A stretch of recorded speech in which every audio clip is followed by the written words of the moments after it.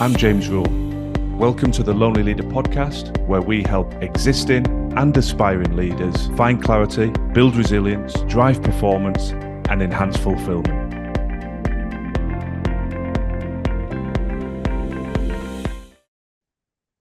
Today, we're talking about the leadership essential of visualization. This may be your first episode. If it is, Leadership Essentials is my way of packaging core traits that I believe every leader needs to incorporate into their leadership DNA. There's a back catalogue of episodes. I'd encourage you to enjoy them at your leisure, but particularly a recent episode on belief, another key leadership essential. And I'll put the link to that in the show notes, because belief is foundational for high performance. But once you've got belief that you can move forward, set a vision, achieve the necessary steps to realize that vision, well, that's fuel for this week's topic, visualization. Now, visualization gets a mixed reception whenever I talk about it, particularly with those that have never considered it or indeed experienced it. But what I will say is, if you were to throw a blanket over any elite performer in professional sport anywhere in the world, there is a very, very high likelihood they will be a practicing advocate of visualization. Equally, if you engage with high performance military units, particularly special forces and those elite operators, they will also be very familiar and practice visualization. So I said that just to cut through some of the initial cynicism, some of the reluctance, the resistance, if you will, for those of you that might be listening and saying, no, this is too mumbo jumbo, it's too wishy-washy, it's too peripheral for what I need as a leader. Bear with me, humor me. Let me bring a few more examples to life. Let me give you some simple steps that can guide you through the process. And as with everything we discuss on the podcast, and indeed everything I discuss with clients one-to-one and in group settings, please don't dismiss anything until you've tried it. The silly analogy that comes to mind is deciding a restaurant's no good, having never eaten there, or that a film is a disaster, having never watched it. Yes, you can take other people's perspectives, but that's not always the safest bet. Try things, test things, explore things. And if at the end of that process, this has no perceivable impact on your performance, then dismiss it. I want to just draw upon a quote from Napoleon Hill. Napoleon Hill wrote the book Think and Grow Rich. It's over 100 years old now, but is still one of the best-selling books on performance and business. And that quote reads, "Hold a picture of yourself long and steadily enough in your mind's eye, and you will be drawn toward it." Now, he talks about the benefit of visualization, and that quote starts to bring it to life. 100 years ago, James, I hear you saying, what's the relevance to modern day? Okay, well, let me try another example. I'm sure you've heard of Arnold Schwarzenegger. For those of you that haven't watched the Netflix documentary on him, I'd encourage you to watch it. It was an enjoyable episode. Now, within that, you get a real insight into the power of visualization. Here was a young man living in Austria who decided he was going to be a champion bodybuilder. He had no frame of reference. Nobody in his alpine village was a bodybuilder. Nobody was a world-recognized world champion. And yet he decided that's where he was going to be. And he talks about taking the posters, putting them on his wall, seeing himself there. He talks about hearing people chanting his name as he receives the trophy. That is the essence of visualization. That's a practical illustration of the process. Lo and behold, he became a world champion bodybuilder. Well, that could be luck, that could be coincidence. But what I love about his journey is he then talks about his desire to get into movies and how people laughed at him, said that he could be a bouncer or some sort of Nazi thug, but that there was no way with his accent, with his name, Schwarzenegger, that he was ever going to be able to achieve success. Didn't detract from his ambition. He had the belief, as we talked about in a previous episode, and he combined it with active visualization.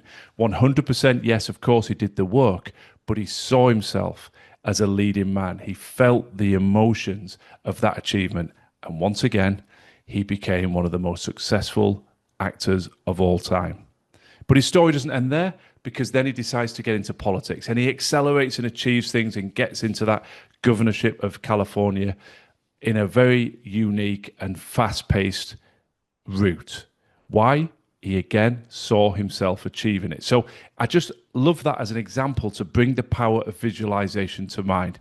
Well, again, the cynics would dismiss it and say, well, that's Arnold Schwarzenegger. He's unique. He's a standalone. Okay, well, let me just take a move into elite sport and pull out a couple of examples of people who are huge advocates of the visualization process. Michael Phelps, the Olympic swimmer, the most decorated Olympian of all time. When you research him, you find lots of evidence of him talking about visualization. He talks about how he could see the race as a film played out in his mind. He could feel it. He could feel the strokes. He could feel the senses, the experiences of the water. He could hear sounds. He could hear and see the whole thing. And one of the phrases he used when it came to race day, he just followed that script. He'd already been there. He'd already rehearsed it. Now, if it's good enough for the most decorated Olympian of all time, I hope that will encourage you to think, at least I'm a little bit more curious now as to how this might directly impact me and my performance. Lindsey Vonn, one of the greatest skiers of all time, talks about the power of visualization, how she would see the course, she would close her eyes, she would run the race, she would feel the turns, how her skis would feel on the turn, what it would do to her body. And she would run the race multiple times before it ever took place. On a lighter note, my daughter's recently discovered the movie classic Cool Runnings about the Jamaican bobsleigh team. There's periods in there where they're rehearsing the route. They're not in the race, but their pilot is going through the moves in his head. The principle abounds and the examples are everywhere once you open your ears and your eyes. People see themselves experiencing things, and they also have an ability. It's not just about the success, it's the ability to see the potential problems and deal with them so that they're less powerful and they create less panic, fear, pressure should those problems arise, because you've already thought about what you would do in those scenarios. And the examples are not limited to just movie stars like Arnold Schwarzenegger or sports stars like Phelps and Vonn. You can carry it into business as well. Steve Jobs. People call him a visionary. What is that? He could see where he wanted Apple to go. He could see the Apple iPhone, the swipe technology, how he wanted it to look and feel. And being able to see that and believe that he could take the company there led to the actions and the inspiration that manifested it in real terms.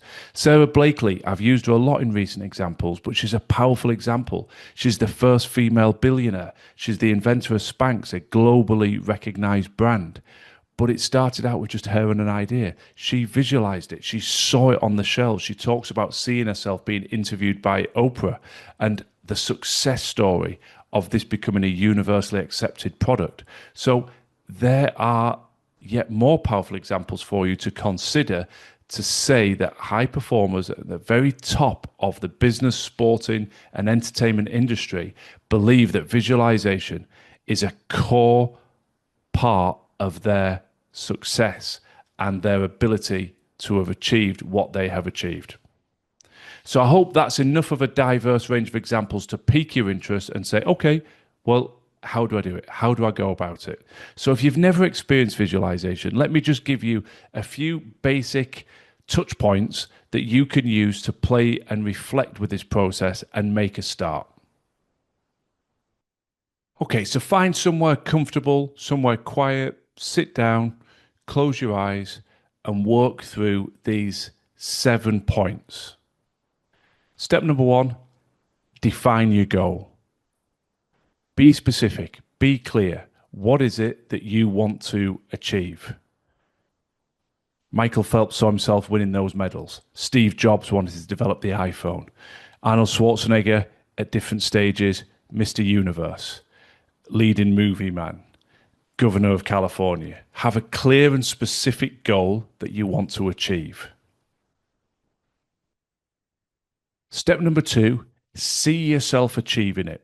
Now, you can go one or two ways with this. You can see it through your own eyes, Or some people like to almost step back and see themselves achieving it, almost like you're watching television.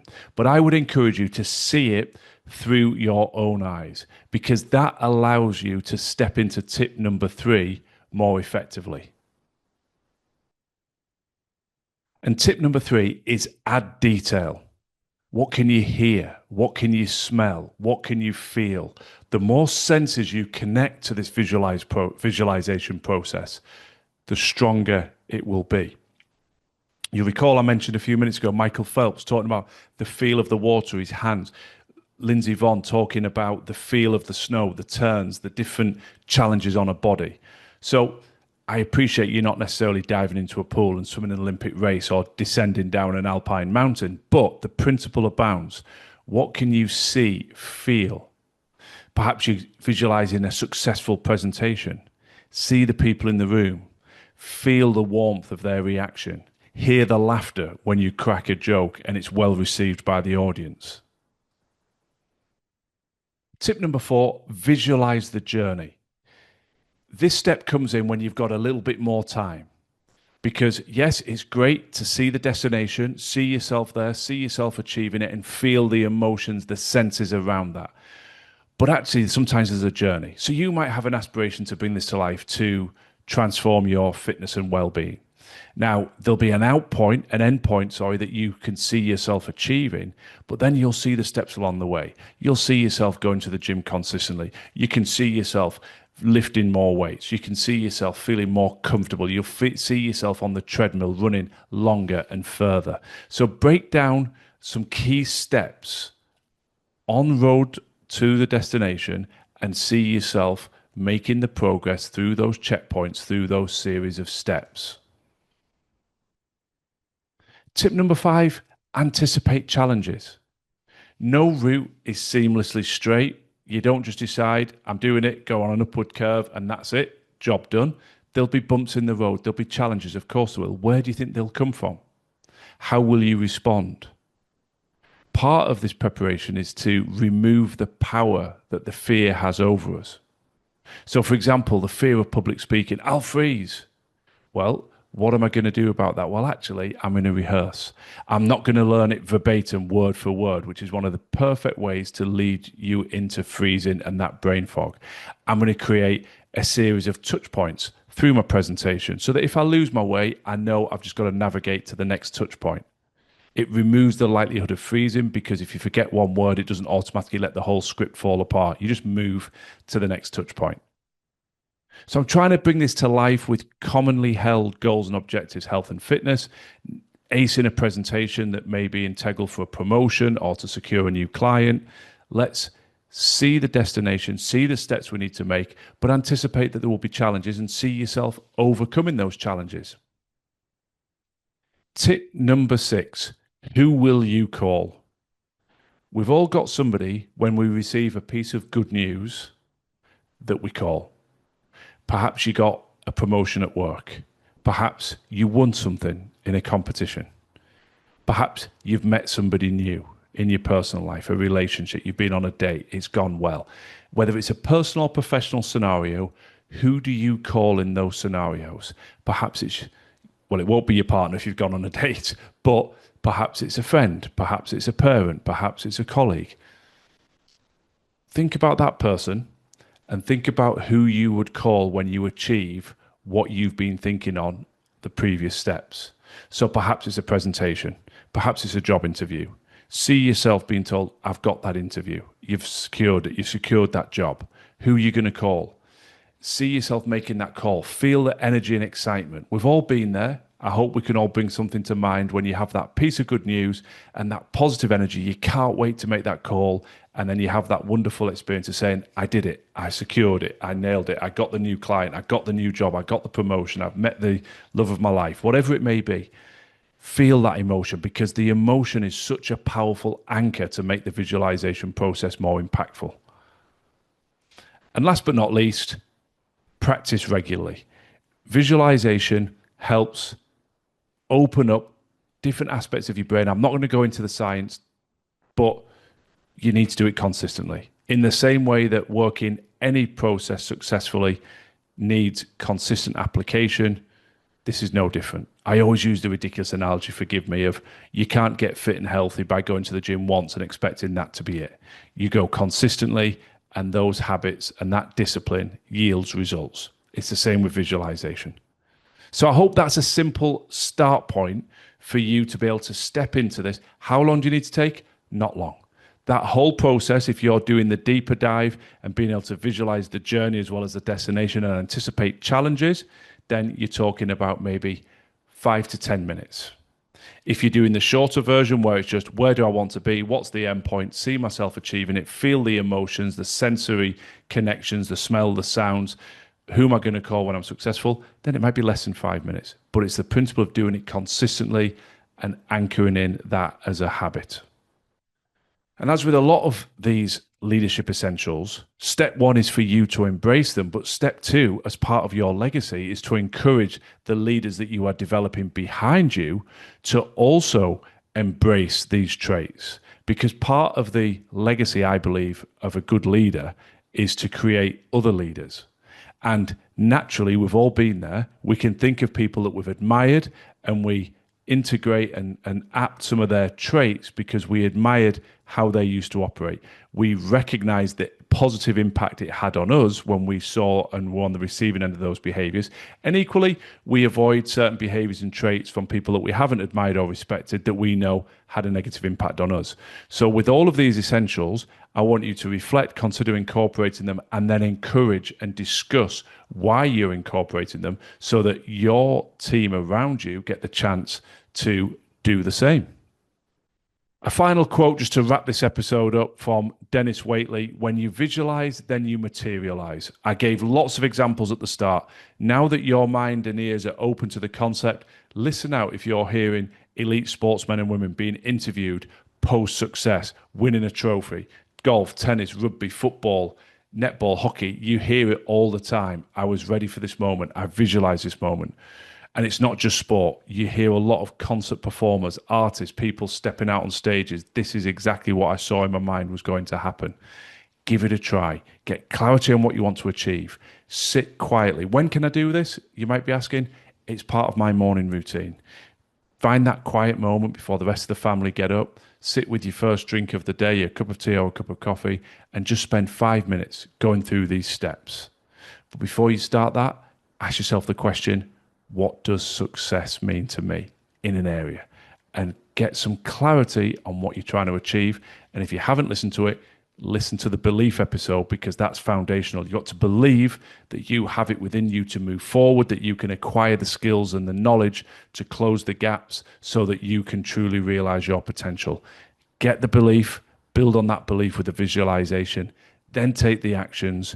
Dance around the objections and the challenges that you've already anticipated and have a plan for, and then realize that strong emotional sense of pride and confidence that you've rehearsed. Materialize it, manifest it because you've achieved what you wanted to achieve. When you walk that journey, I guarantee that visualization will remain a continued part of your DNA in both your professional role and personal life from this day forward. Any questions, get in touch through all the usual channels. Any feedback, share it. It's always wonderful to hear the impact that these reflections and your experimentation leads to. So I love to hear that feedback, and I wish you the very best of luck in experimenting with your own visualization process. Thanks for listening to the Lonely Leader podcast. I'd be very grateful if you could share and follow if the content resonates. And if you're looking for additional free resource to support your continued growth and development, then please do check out our social media and website details in the show notes. Remember, quality leadership on the outside must always start within.